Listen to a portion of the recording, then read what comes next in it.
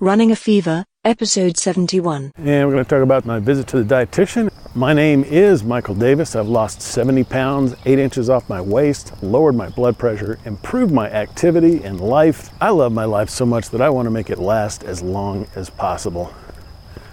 If you feel the same way, then come along on this journey with me. We'll get there together. Honeysuckle. I see honeysuckle now. It's awesome. Honeysuckle. Picture of the honeysuckle. It's just a great day for pictures of cool stuff in nature. It's a good reason for coming out here. Now, regarding weight loss, I can talk about my visit with the dietitian this week. It was time for my monthly dietitian visit, and I found out this time that I can actually keep coming as long as I want. It's not just a 6-month thing, which is awesome. It's awesome because I'm going to want to keep getting that advice, getting those recipes. You know, Angela just keeps me sane. That's actually a good function of people, friends in my life, and professionals, but women, it seems, more than men, are really good at doing this. Because I have a tendency to get distracted and go way off course and just go off and do my own thing. As I've proven with this journey, gone off and done the wrong thing several times. So I'm looking forward to that and passing that information on to you, of course, whenever I get it. Morning. So I told her, I'm up to like 1,900 calories I can eat without losing weight or without gaining weight. And I said, I feel like I've pretty much recovered from the metabolism thing. And she said, not so fast. It really takes 6 months. So if you start cutting again, your body will just shut down again. You'll have the same problem you had last time. So I'm not cutting. Just trying to maintain. I did lose a couple of pounds from the last time I'd gone in to see her. I've been kind of slowly inching down, but I've been up and down. I actually forgot to weigh this morning because I had a weird morning. And I'm going to go off on a tangent here. I'm just warning you right now. So last night was a cheat meal. Wound up with about 3,000 calories for the day. And it included some fully leaded Dr. Pepper. There's a high caffeine content, and it wouldn't matter because I probably drank 6 of them, and sugar. But I actually was able to go to sleep. Because I slept 4 something, almost 5 hours maybe. I got a sleep report. And I went to bed fairly early, before 10 p.m. And then woke up like 2:15, 2:30, something like that. Got a drink of water, went back to bed. Couldn't go to sleep. And basically, if you're going to lose a half hour of sleep, advice that I've heard is to just go ahead and get up for a while. So I got up and did some things around the house, some laundry, kitchen, dishwasher stuff, and sat down and read a book for a while. It's a good book. I'll be talking about that more in the future. And then I went back to bed. Turns out I just could not get to sleep at all. So that's going to hurt me. I know how important sleep is. That's why I'm really trying hard to get 7 to 9 hours. I'm almost never going to hit that 9. Not very often going to hit the 8. Haven't been hitting the 7. Maybe one day this week. It's just really tough for me to get to bed. And I wake up early, so there you have it. So anyway, I wasn't getting out of bed like I usually do, and then getting on the scale. So I haven't been on the scale yet. That's all right. I'll do that when I get home. Still haven't had anything to eat except nothing to eat, really. Been drinking some water, of course, and I drank a supplement that I won't talk about until I know it works. I had some Advil. I've been having some pain in my arm. Strangely enough, I had a couple of workouts think I only actually went to the gym once this week. Feeling that soreness as I've been feeling for a while, and just taking a long time to work that through. Wednesday or Thursday, felt good enough to go to the gym, and I went and did a pretty strenuous workout. Not a ton of soreness, but I didn't have any problem with the arm that day. But starting last night and this morning, I've been having some trouble with it. Last time I weighed it was 208, pretty much right at the 70-pound mark. Good morning. From January 11th till today, 70 pounds, or till yesterday, 69 pounds. Anyway, but when I went to see her, of course, I had gained a few pounds back from my really depleted state. So anyway, it was down a couple of pounds, but still not terrible in terms of stabilization. It's been fluctuating though. I've been up 5 pounds, down 6 pounds from what I thought was the sort of base, which was 8 pounds over. But I looked back at the weight spreadsheet going back to January, because I just realized that I'd been putting my stats on there. The spreadsheet goes from when I started exercising, which is November, and I was lower then than I was in January when I started the contest. I want to put on the stats that I put on the website, runningatfever.com, and the blog post there, which you can get every Wednesday and Friday and sometimes Monday. My stats for the day will be in the post at the bottom. And what I want to put in there is weight lost since January 11, 2018. So much weight I've lost in 2018. That is the sort of point I want to start from, because that's when my dieting really started. Up until then, hadn't really been dieting. I'd just been exercising more. My weight had fluctuated, gone down a little bit. I talked about it a lot. I'm okay with staying the same, easing down just a very tiny bit, even coming up a little bit, just basically not going drastically in either direction. So I need to know, what do I need to do? If I'm building muscle, do I need to be gaining a pound a week?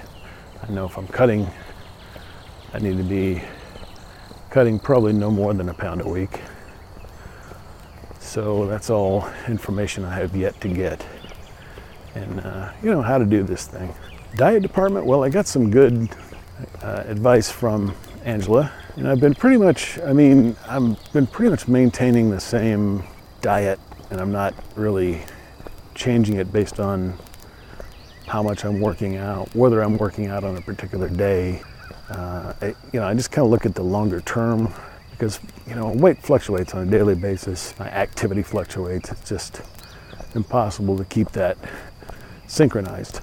So like I said, I'm estimating them at about 1,900 calories a day that I can safely do. And I imagine I will keep going for a while, because I think my activity is probably taking me a few hundred calories over that.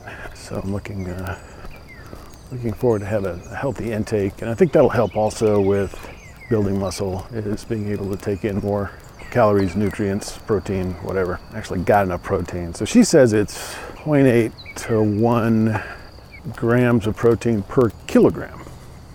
And all the online stuff is telling me 0.8 to 1 gram per pound of body weight. Big difference there. Big difference between a kilo and a pound. So I'm probably getting, according to her, maybe twice as much protein as I need, which could be hard on my kidneys. And she said that's true for all, but I asked her, does that depend, if you're lifting, if you're doing, heavy activity? And she said, no, unless you're an elite athlete, And that's probably maybe where the guidance comes from online, is they're assuming everyone is or wants to be an elite athlete. And Obviously, the word elite limits that to quite a few. A small number, actually. Quite a few is not, I should say a few. Because I mean, even professional doesn't really mean elite to me. Tiger Woods is or was an elite athlete. And there are hundreds and hundreds of professional golfers, most of whom you've never heard of. So I probably don't need that much protein, but I'm definitely getting enough. I think one of the things that allows me to do is to sort of get some better protein and substitute in vegetables and carbohydrates, which she said was fine too. Now I was eating yogurt for the low-fat protein. She said that's a carbohydrate, so I'm actually getting some good carbs there. And I was thinking I wasn't. She said I've got plenty of carbs. I've got the tacos. Taco shells are carbs. Oatmeal, that's good carbs. Pretty good, and I'm actually getting some fruit. And I'm getting a cup of fruit in my oatmeal in the morning, some fruit in the yogurt, and not much. And I'm getting a serving of beans with my chili, and then I'm getting some tomatoes and lettuce, and I actually put some broccoli on my salad this week. Morning. Good morning. Howdy. And for dessert, I've been having, a lot of times I'll have those peanut butter and crackers, which that's really high calorie. There's over 100 calories in a tablespoon of peanut butter. A lot of times that's what I'll go to. If I have some calories left over in the day, just have some peanut butter.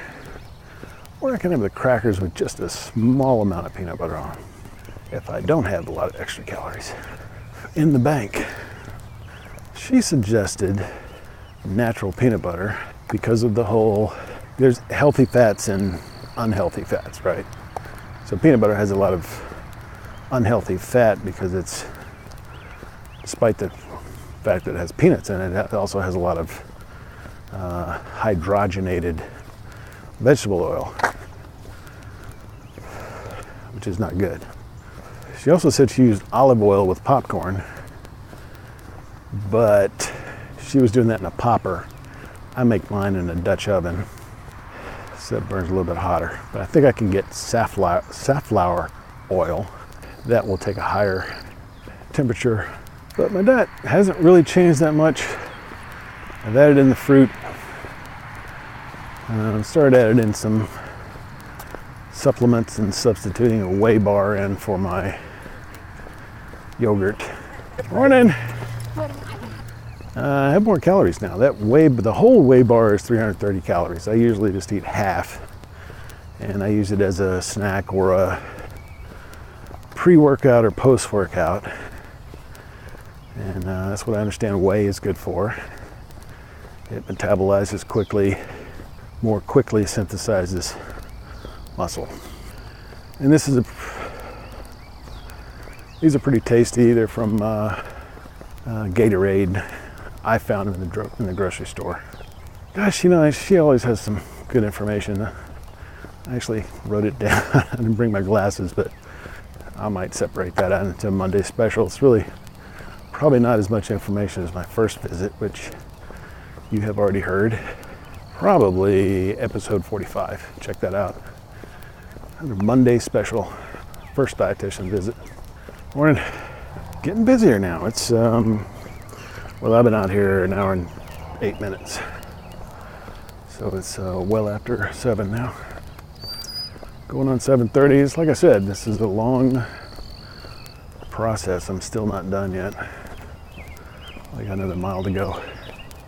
Working some good stuff. Now, with the yogurt, she said work some granola in there. Of course, we all know granola has a lot of, in general, has a lot of bad stuff. It's a lot of sugar.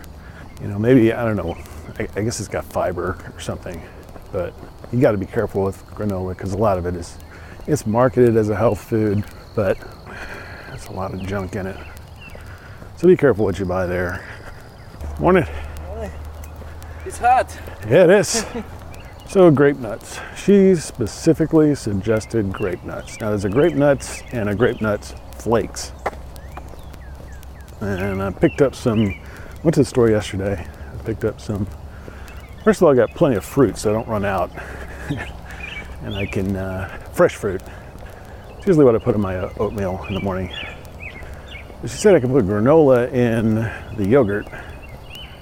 And I know some they have that packaged actually. Sometimes you'll see the yogurt with granola attached to it in the store.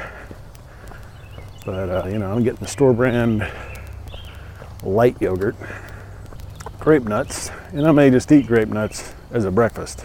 I haven't had breakfast today. This is another thing I'm doing. This strategy thing is just in motion all the time.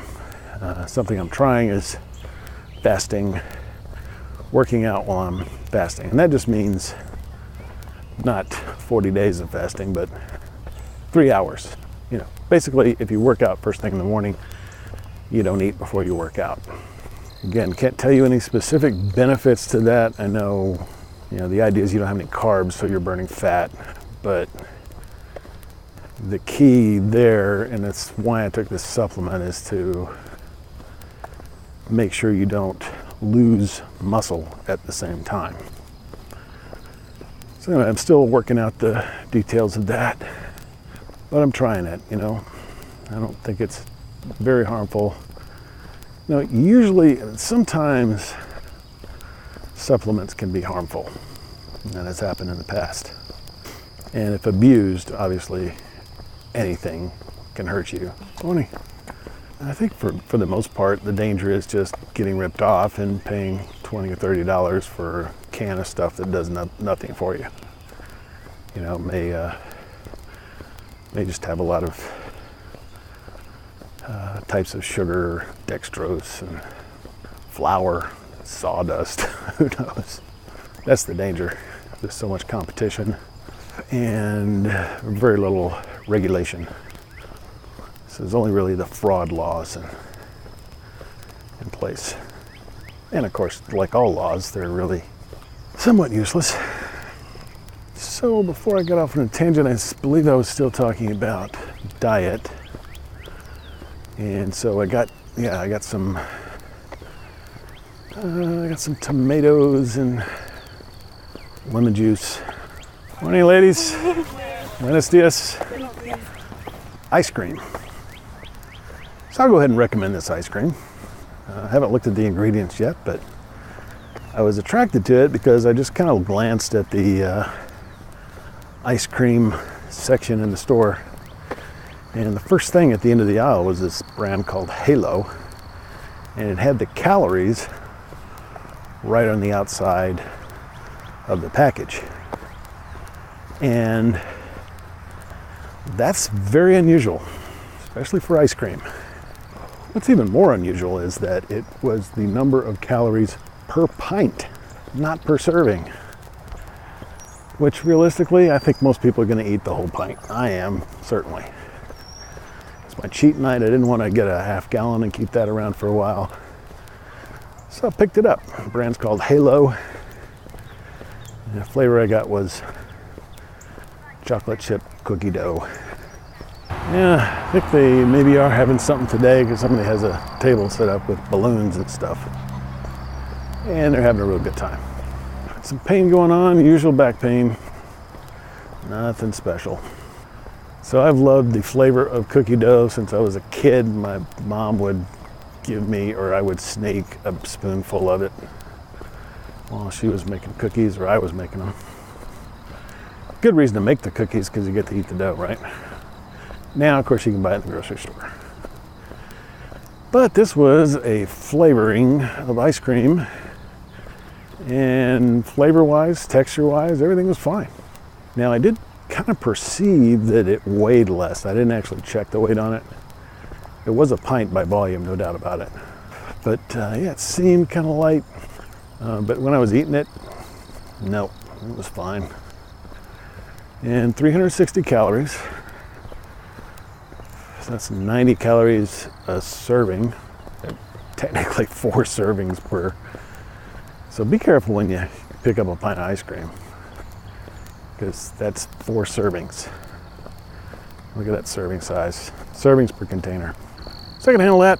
And You know, this guy I've been listening to says, oh, just guidance for your cheat day, no more than 150% of your regular calorie, and I'm pretty close to that, 3,000 calories. So in addition to the Dr. Pepper and ice cream, I had pizza, my favorite cheat food. Generally doesn't fit in any healthy diet just because of the extreme concentration of, wow, sugar, carbs, fat, pretty much everything bad in a really dense package, so you get a lot of it all at once.